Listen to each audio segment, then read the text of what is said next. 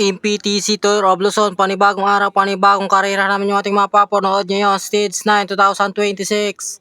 142 kilometers, Lawag City to Candon City yung kanilang laban ngayon. Abangan na naman natin yung kanilang bakbakan at mainit na labanan na naman yung ating mapapanood ngayon. Patag, may kuting ahon yung kanilang ruta ngayon. So meron na tayo nakikita dito sa harapan. Nash Lim ng Team MPT Drive Hub. Mayroong maagwat ka agad dito. So magandang laban na naman to dahil painit ng painit yung ating laban dahil malapit na tayo sa stage 14. Ito na Slim, dahan-dahan itong nasa harapan, no.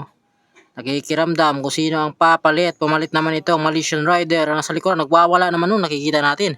Nagwawala dun si Nikita. Ito Tugawin, nasa harapan na, lumabas. Pero wala nakita, gustong mag-attempt ng breakaway. Pero nakabantay naman ito si Ivan Anisimov ng team LCW. Eto, may isa tayong MPT drive up dito nasa harapan. Ryan Tugawin, wala nakita dito, bumabanat banda sa may kaliwa. Nag-aabang ng tamang tiyempo kung makakatakas nga ba sa ating pelotong. Marvin Mandak, nagkakaiwasan. Joseph Habinyar, sumukli naman dito si Joseph Habinyar, pero si Dayong Joe sa likuran, no? Grabing dapahan ni Dayong Joe. Nanggap yung cycling team sa kaliwat kanan yung iwas dito ni Dayong Joe, pero si Mark Ryan Lago ng team Go for Gold na sa likuran nagwawala din. Kung saan siya pupunta, susunod ako. At ito, lumutos Aidan James Mendoza ng team Go for Gold, Sumiso Basalan, at saka itong si Daniel Gold ng CCM Factory. Umagwat, dahan-dahan umagwat dito, at isa naman nagkahabol. Itong si Hero na nakita ng team 7-Eleven. Meron tayong apat na umagwat dito. Kasama ito si Sumiso Basalan, Aidan James Mendoza ng team Go for Gold. At itong si Hero na nakita na team 7-Eleven. Umagwat siya dito. Pagkadikit ay talagang tinuloy ni Roland Kita ng Team 7-Eleven. Dito naka-white na jersey. Tuloy-tuloy siya dito. Yung ating apat na sa likuran, nagkakaiwasan sila kung sino ang maghahabol dito sa solo. Dahil nag-aalangan sila dahil medyo maaga pa. Kaya ito, umagwat na sila dito. 55 seconds mula dun sa main peloton. Ito ating grupo, nagkakabantayan sila dito. Binabantayan nila dito yung yellow jersey at saka green jersey na si Anisimov, at saka yellow jersey naman si Nikita Chuchenko. At ito inaantay nga dito ni Ronald Kita na ituloy na natin dahil umagwat na tayo at sayang naman ay nandito na tayo sa breakaway, ituloy na natin. Kaya inaantay niya dito yung dalawa, si Sumiso Basalan ng Team Excellent Noodles at saka si Daniel Golden ng Team CCN Factory. Ito si tuloy-tuloy ito si Ronald Kita. Pero inaantay niya itong dalawa na makakadikit sa kanya para papalitan sila sa kanilang breakaway para may katulong din siyempre. At lumabas nga ito si Daniel Pariñas sa grupo. Dahil alam ni Daniel Pariñas yung peloton nagbabantayan, kaya lumabas siya dito. Ay may naghahabol naman doon sa likuran, si Benedict Soriano. Sa likuran naghahabol, dalawa din. Ito dalawa naghahabol, Benedict Soriano at saka si R.R. Roque ang nasa likuran. Nakadapa na itong si Daniel Pariñas ng Team Pangasinan. Umagwat na si Ronald Kita dito ng Team 7-Eleven. 1 minute and 5 seconds. Ito dalawa pa rin dito. Naghahabol pa rin doon sa ating solo breakaway na si Ronald Kita ng Team 7-Eleven. 38 seconds mula dito sa dalawa at doon sa solo natin breakaway. So medyo malapit lang yan, isang jump lang yan, dikit agad yan dahil kumbaga tinatansya lang dito nila, pinapanay-panay lang nila dito para siyempre hindi rin mabigla yan. At ito inaantay niya dito, pero may nagkahabol tayo doon sa likuran din na apat din, kasama doon si Mark Ryan Lago sa likuran. May naghahabol, Mark Ryan Lago at saka si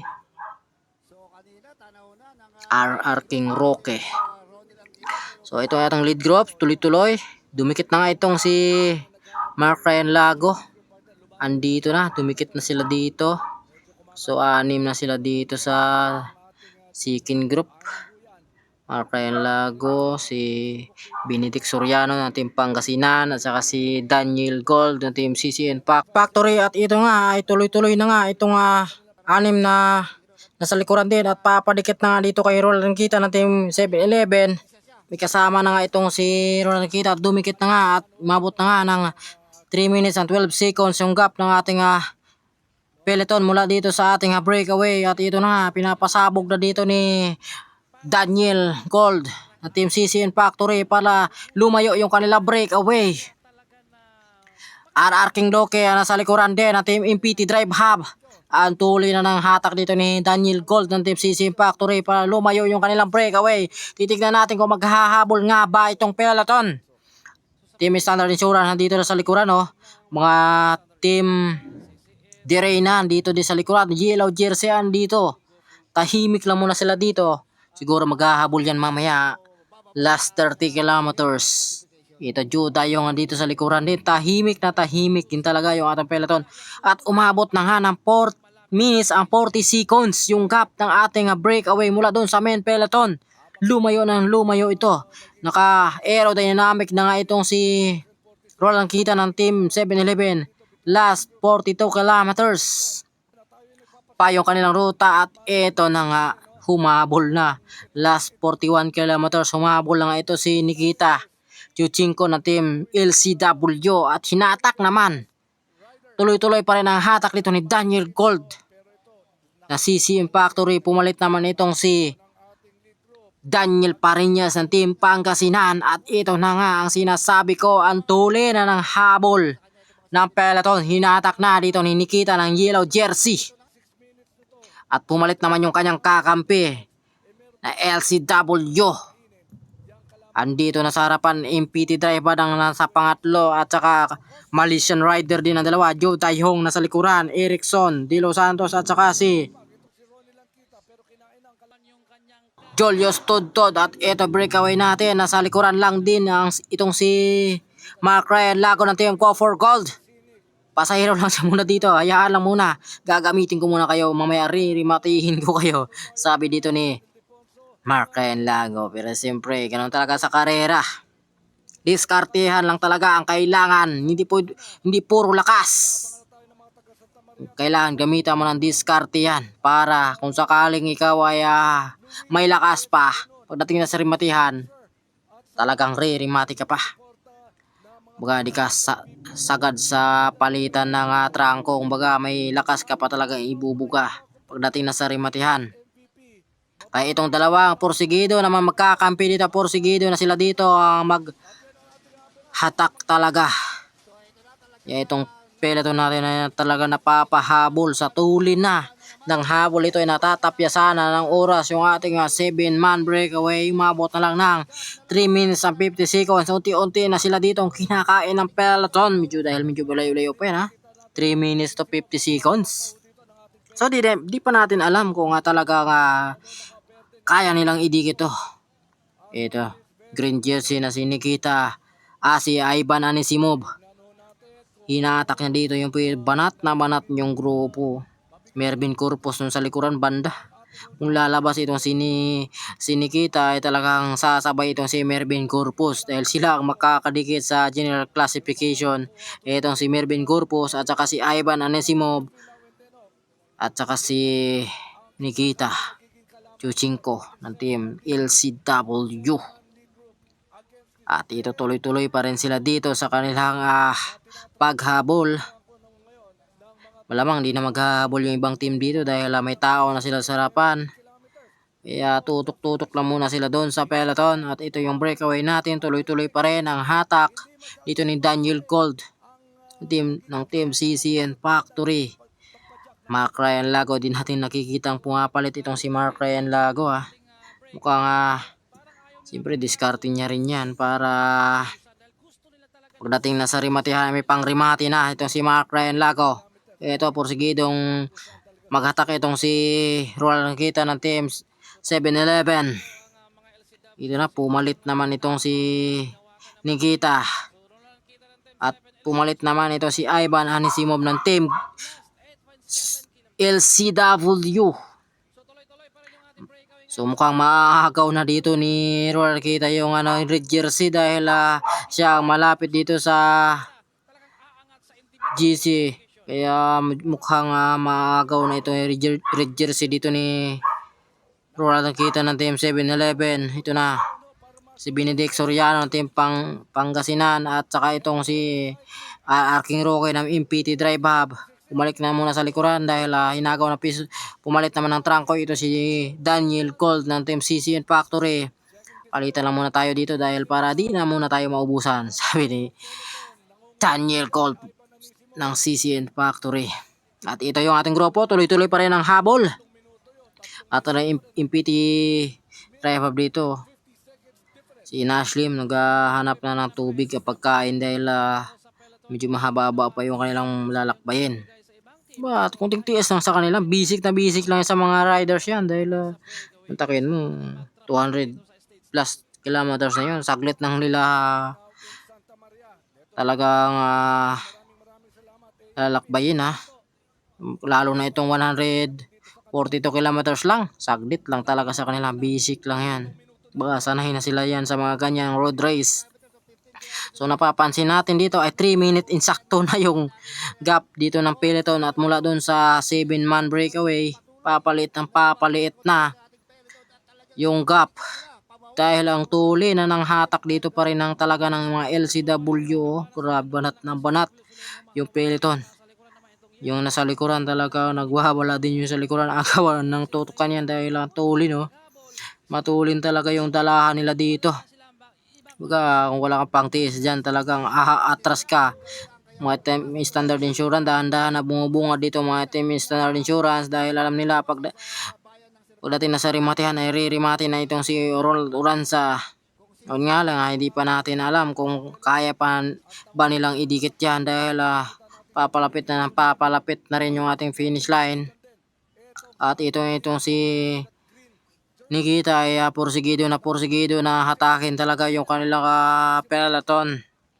Kahit hayaan mo sila dito maghatak talaga hahatakin nila yan. Kaya itong si Joseph Habinyal na pasama sa simplangan doon at saka itong si Dominic Ferres ng Team Pangasinan na simplang doon sa likuran nasa bitan sila doon dahil ang tuli na ng hatak talaga ni Nikita na ilaw jersey. Baga sa likuran nagkasimplangan, nag-aagawan sila kasi sila ng pwesto dun sa likuran dahil yun nagkasabitan sila. Ganun talaga sa karera, hindi natin maiwasan yun pagdating na sa karera. At ito na yung gap, 2 minutes and 40 seconds lumiit na. Titignan natin kung talaga bang abutin to. Ito na, porsigido na dito maghatak si RR King Roque Tinadapa na dito ni RR King Roque para tumulong na rin maghabol. Ito pangalawa naman itong si Mark Ryan Lago. Sumiso Basalan itong pangatlo sa likuran at si Ronald Gita dun sa likuran nakadapa na. At ito pilit na kumakawala ito sa grupo si si Daniel Colt ng CCN Factory. Gusto niya suluhin yata last 20 kilometers pa yan. Gusto niya suluhin. Yun nga lang si Mark Ryan Lago talaga nakabantay rin kaagad at saka si Sumiso Basalan nasa likuran. At ito yung ating peloton, last 20 kilometers pa yan at tuloy-tuloy pa rin yung habol at tuloy-tuloy siyempre rin yung ating breakaway. Kaya tinatyaga dito na hatakin ni Nikita Chuchinko yung kanilang grupo para maidikit doon sa ating breakaway para makarimati ito si Ivan Anisimov dahil kunti lang yung pagitan nila ng oras ni Ryan Tugawin. Kailangan niya rin dito para madagdagan yung kanyang oras. So, titingnan natin kung makakadikit yung kaya bang idikit dito ni Nikita Chuchinko yung kanilang peloton para makarimati ito si Ivan Anisimov ng Team LCW. At lumiit na yung gap nila dito 2 minutes and 20 seconds na lang. Malapit na Mukhang kakainin na sila dito ng peloton. Pero zero na nakita rito. Tuloy-tuloy pa rin talaga. Tinataka niya rin dito na hatakin si Joe Dayong. Tumulong na maghabol ito si Joe Dayong na Team Gap yung tinatayo na dito sa ahon. Tumulong na maghabol. Mukhang aabuti na nga itong breakaway. Pero zero na nakita dito talaga pumapayag na babagal sila dito dahil kung babagal sila dito ay talagang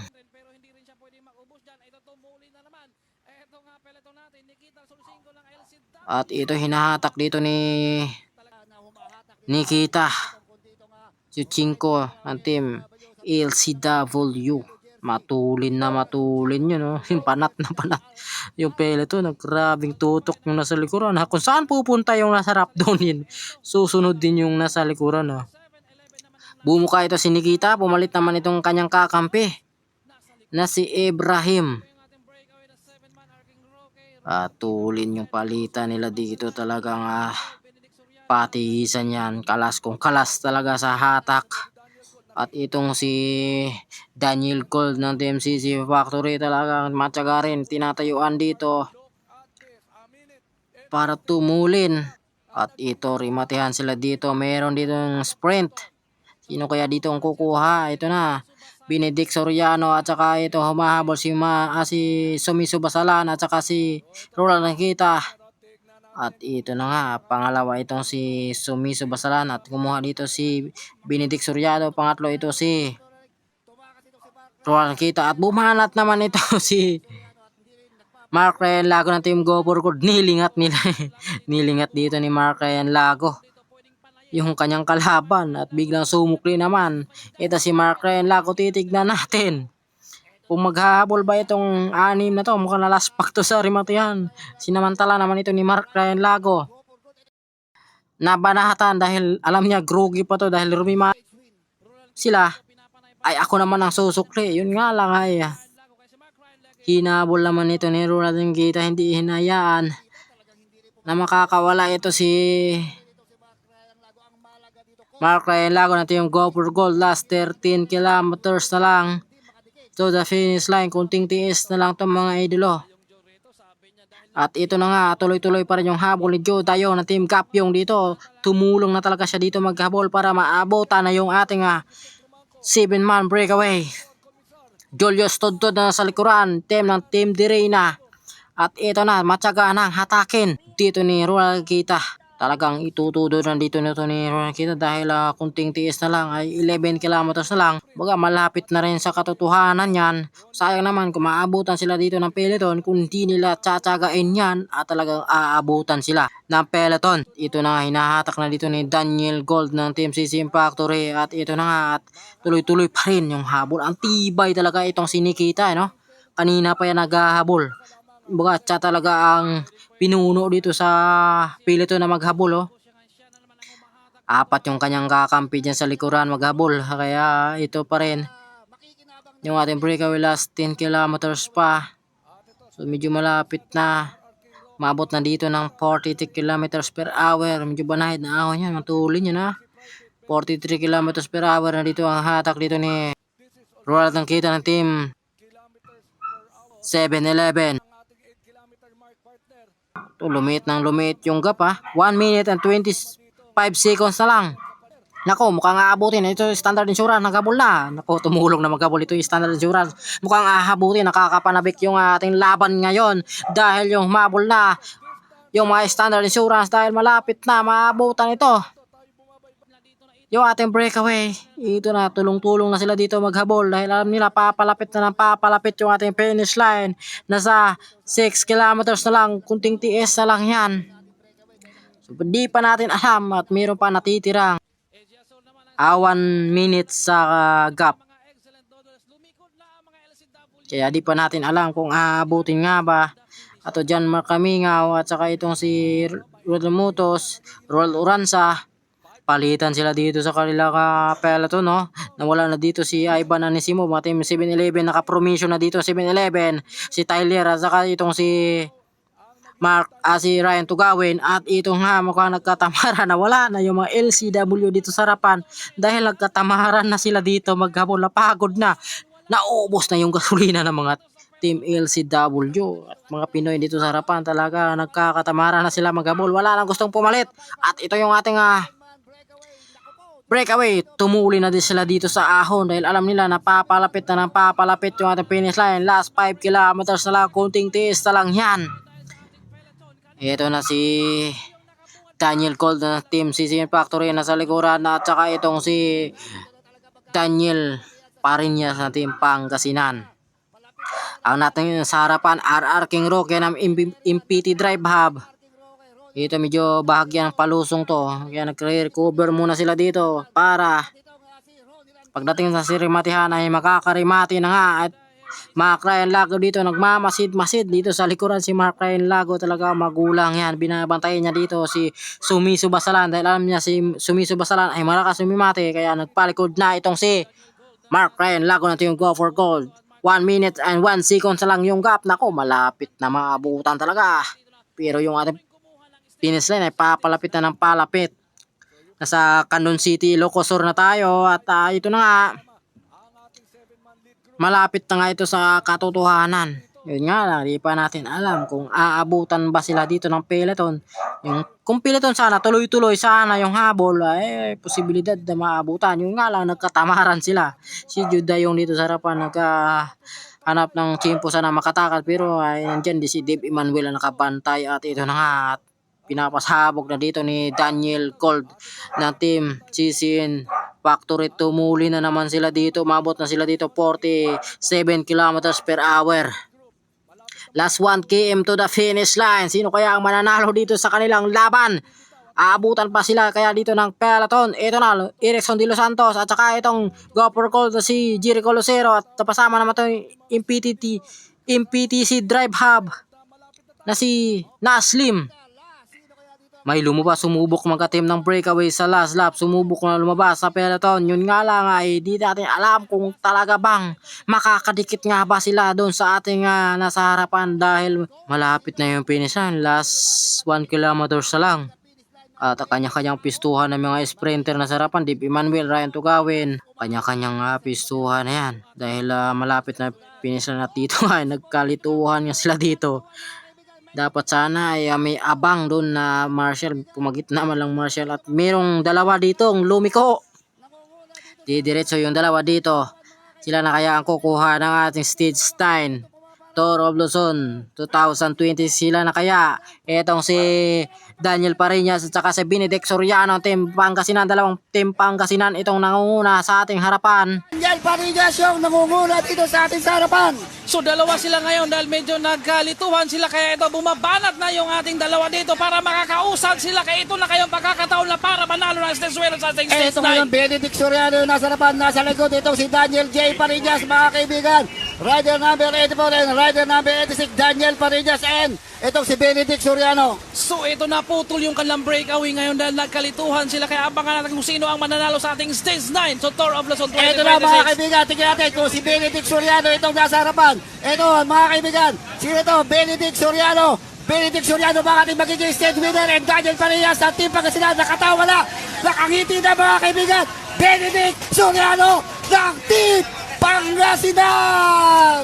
So kabang-abang Ito, umabol pa! Daniel Gold mga kaibigan! Tignan umabol! Daniel Gold! Hey, Benedict Soriano! Pangatlo, tignan natin yung pangatlo! Daniel J. Pariñas, tignan natin. Daniel Gold, biglang umabol sa likuran. Itong si Daniel Gold, grabe naman yung nangyayari. Ito yung ating peloton mga kaibigan, umangat na mga Koreano, sumahabol pa rin. Go for gold, dumahabol pa yung MPT driver mga kaibigan. Ito na. Ryan Tugawin dito anong kumuha rin sa Vance Penes. Kung hindi nakawala yung ating pito, baka si Tugawin naman sa ating stage 9. Ang akala natin, Benedict Soriano, pero biglang lumitaw si Daniel Gold doon sa likuran ni Benedict Soriano. Dahil nagbino si Benedict, akala niya ito na yung aking oras dito sa ating stage 9. Hanggat hindi kayo tumawid sa finish line, huwag kayong kampante. So tama yun, partner, tama yung sinabi mo. Mukhang nagkumpiyansa itong si Benedict Soriano, kaya hindi niya nakita sa kurbada, biglang lumitaw itong si Daniel Gold ng CCN. Panalo na naging bato pakos dahil nga nakangiti na siya, tanaw na yung guhit sa finish line, pero dahil nagminor siya at ito si Daniel naman ay hindi rin siya pumayag. Talagang